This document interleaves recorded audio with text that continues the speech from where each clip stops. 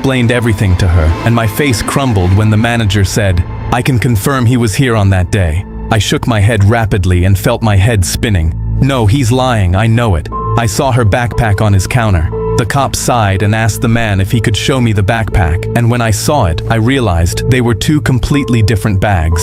I closed my eyes and my legs almost gave out because I was still nowhere near finding Ren. He's not pressing charges, but if you come within 100 feet of this house again, you're going to jail. You understand me? I nodded weakly, then walked off the porch. When I got in my car, Callie looked scared of me, but then regained her composure and said, "Dad, you can't do that again.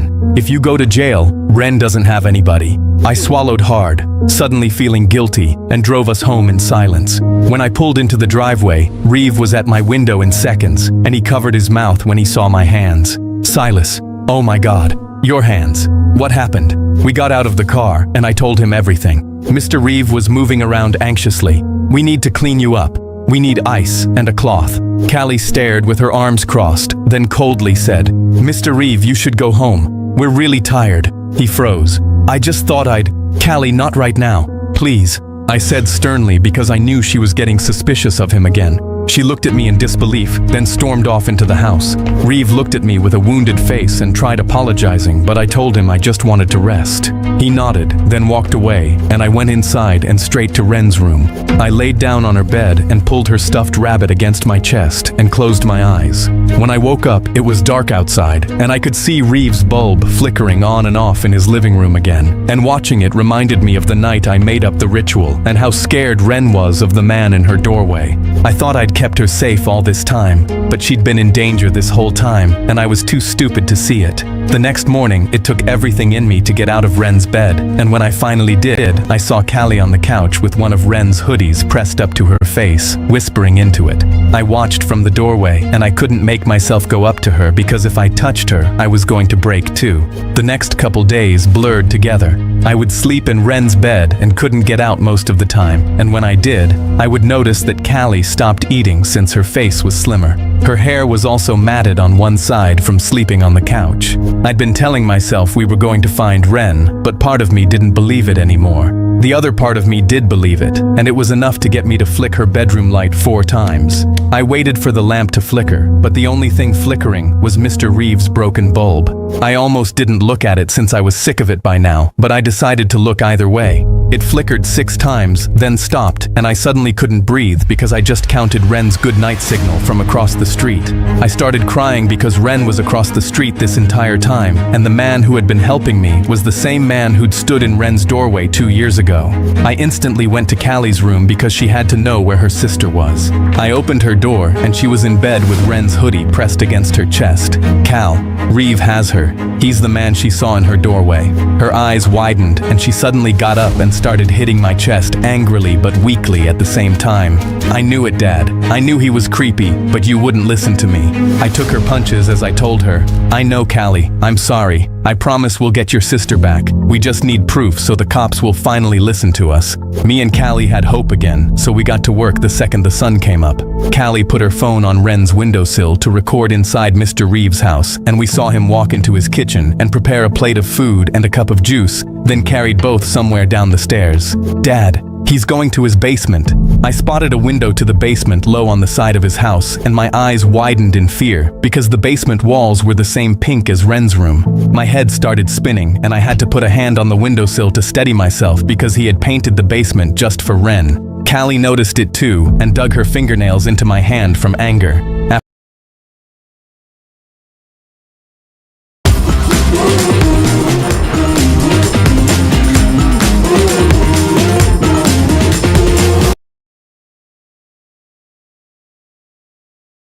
After 30 minutes, Reeve came back upstairs with empty dishes, then grabbed his keys and walked out of his house and got in his car. I stood up. "Callie, stay here and keep recording. Call me if anything moves. I'm going to see where he's going." She nodded fast, and I ran out of Ren's room, grabbing my car keys from the counter and a baseball cap.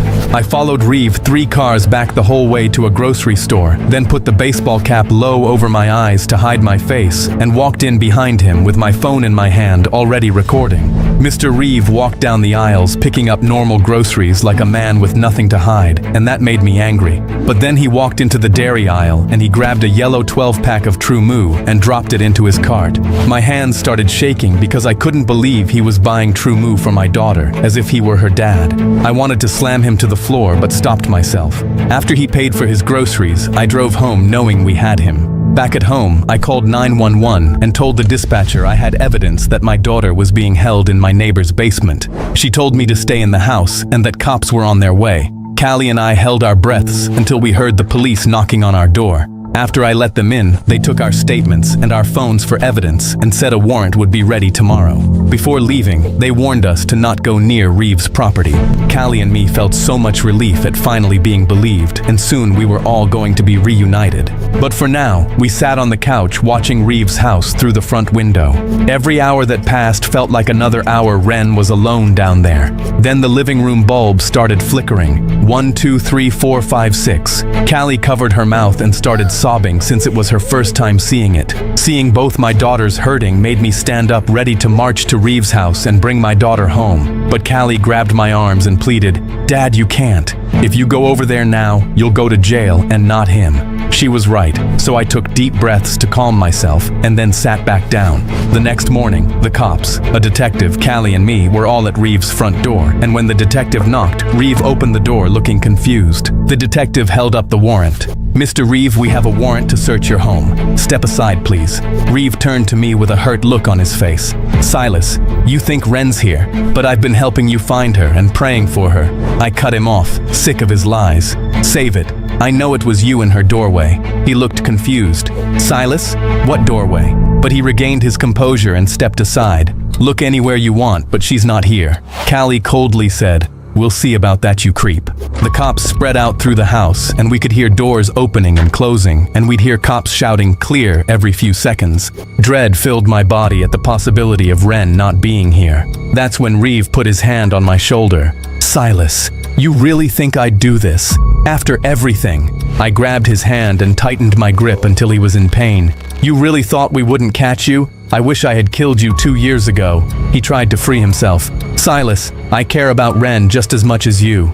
Callie screamed, "Shut up! Don't say her name!" Reeve flinched, and I finally let go. Then me and Callie followed the detective down to the basement, and I knew this was the only place left Ren could be in.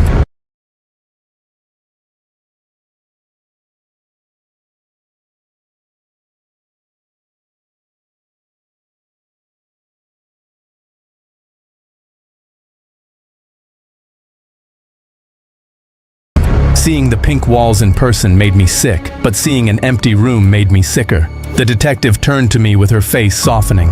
"Mr. Powell, she's not here." I shook my head fast. No, that's not possible. She's here. I know it." Callie cried. "She's supposed to be here." Reeve appeared in the basement, and he had tears in his eyes, and he suddenly looked like the kind neighbor who had been helping us, and I started to doubt myself. "Mr. Reeve, I'm so sorry. I really thought you were the man Ren. I'm so sorry." Mr. Reeve put his hand on my shoulder and squeezed gently. "Silas, it's okay, I'm not angry. You're just trying to bring your little girl home, and don't worry, I'll still help you look for her." My eyes filled with tears, and I went to hug him because he was still willing to help me after all this. But that's when we heard fast and frantic pounding somewhere behind the back wall, and I froze. Reeve looked scared now, and he talked faster. "That's the pipes. I've been meaning to call somebody about it." The detective put her hand on her holster. "Mr. Reeve, get on the ground now." But he bolted for the stairs while the detective yelled for someone upstairs to stop him. Callie gripped my shirt in fear, and my whole body locked up because we both thought he was going to make it out. But Reeve was tackled to the floor the second he got upstairs. He screamed, "No, wait! You got it all wrong!" The cop put his hands behind his back and cuffed him while Reeve thrashed, but me and Callie relaxed a bit. Then the pounding behind the back wall got louder, so the detective slammed her boot against the drywall. It caved in a little, so me and Callie started pulling at the edges while the detective kicked it one more time, and then the fake wall came down.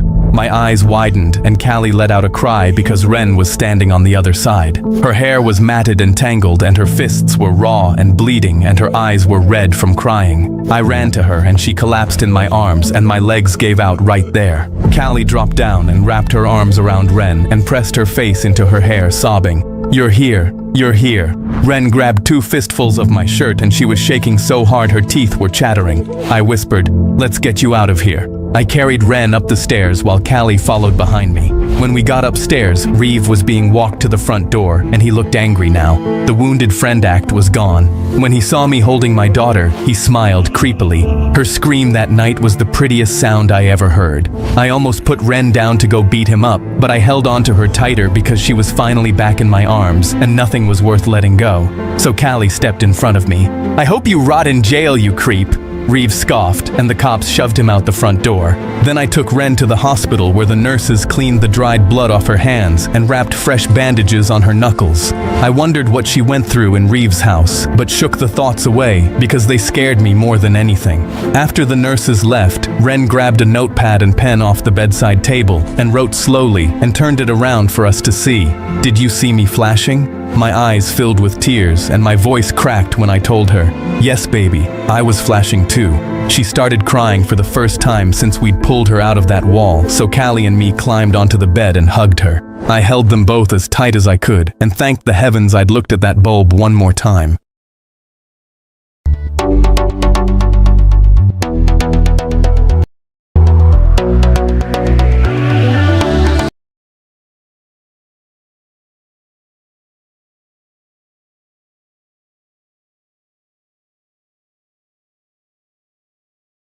Why the f is she at the movies? Did you turn your location off, baby? Wow, she's with somebody who's bigger, who's better, who's stronger, who's girthier, who's veinier. She's with the veiny dick right now, man. And she's a peach. Oh my gosh, it's a forbidden combo. Today we're gonna be reacting to some absolute brain rot content. I know, once again, as per usual, reacting to some cringe, corny animations, but this time it's gonna be some fruit drama TikToks. I remember last week, no, actually not last week, sorry, scratch that, maybe like 2 months ago. As a matter of fact, we reacted to like AI Love Island fruit version drama, but actually people made like a spin-off and then they started making their own fruit love story dramas or whatever. So without further ado, we're gonna be checking that out. Why, you may ask? I don't know. I think it's because I hate myself secretly. That's probably why. We're gonna be looking at fruit stories on TikTok. They have some extremely popular shorts with over 14 million views. So yeah, without further ado, let's not waste any time and let's get into these fruit stories. We ain't raising that weak ass PS5, cuh. Yeah, get that shit out my face, cuh. Yo, okay, we have gangbanging consoles. And this future generation is cooked, cuh. I'll raise them myself. Man, I don't really got shit, but I'm gonna make sure you straight, little cuh. What the fuck? We already broke and you bringing babies home, cuh? He ain't have nobody. I had to help him, cuh. Yo, genuinely, why do they say "cuh" like 50 million times, bro? What is this supposed to be? At first, I thought this was like supposed to be some like black versus white racism going on, but now I'm confused. You're such a bum. I'm done with you. Damn. They said this would get me. Oh my gosh, bro. Look at this little baby PS5, bro, the slim version. And then in this trap house, bro, this is child neglect. Rich. Ain't nobody want to buy these fake ass AirPods. Calm down, cuh. Let me try. Holy shit, 67 sales. We gonna be 67 sales. You had to sprinkle that in there, bro, to add insult to injury, bro. rich. We really made it cool. Everyone doubted my reselling shit. No cap. Dad, does Damn, now he's in Balenciaga buying out the whole store. Okay, I feel you, bro. The PS5 really came up, bro. this mean we can move out the hood? Yes. Hell yeah, little cuh. Why the fuck are PS5 baby on my IG Reels telling about some 20K a month reselling AirPods? Oh hell no, we need that baby back, Qua. We taking him back, cuh. Good work, my little gold. Wait, how did you even have the baby in the first place? You're an Xbox, bro. The PS5 is a superior species, bro. It's superior. It has supremacy, bro. That's not because the color of it or anything like that, but it's genuinely superior. We move out the hood tomorrow. Good night, cuh. Are you sure this is the right house, cuh? When have I ever let you down? Oh my god, they're gonna rob him. They're gonna rob him. We want our PS5 baby back, cuh. Hell nah, you lost your chance. Damn. Wait, why are you still in the hood, though? Oh my gosh, bro. This house looks rancid. Bet. Watch this, cuh. They really thought they could take Lil Cool back. They What's he eating on? Cereal? The cereal is named cereal, bro. What the hell is that? tripping. Oh my All god. right, let's get in and out, cuh. Oh my god, they stole the baby, bro. I need to see part 2. I'm gonna make her ugly, then Mr. Squashalino will want me. Make her ugly. I mean, respectfully, she's already kind of chopped, bro. She has no jaw. You're disgusting now. I can't look at you. Never come back to this house again. But why? Please don't leave me. Shut up. Why the hell the banana and the eggplant together, bro? Is this like Pride Month? Because like they're both supposed to be like representations of dick, or